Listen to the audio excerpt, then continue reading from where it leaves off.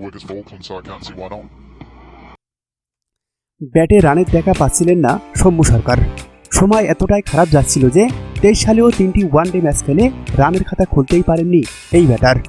চতুর্থ নম্বর ম্যাচে মাঠে নেমেই ঝড় তুললেন বাংলাদেশি অলরাউন্ডার সৌম্য সরকার।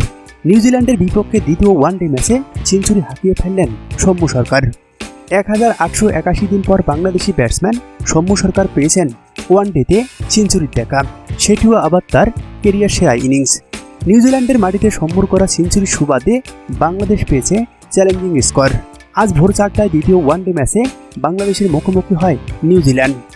ম্যাচটিতে টসে হেরে আগে ব্যাটিং করতে নামে বাংলাদেশ। 49.5 ওভারে 10 উইকেট হারিয়ে টাইগার বাহিনী সংগ্রহ করে 291 রান, যেখানে ওপেনার সৌম্য সরকার করেন 151 বলে 169 রানের বিধ্বংসী ইনিংস। দেশসেরা ওপেনার তামিম ইকবালকে ছাড়িয়ে দ্বিতীয় বাংলাদেশি ব্যাটার হিসাবে আন্তর্জাতিক ওয়ানডেতে দ্বিতীয় সর্বোচ্চ 169 রানের ইনিংস খেলেন টাইগার ব্যাটার সৌম্য সরকার।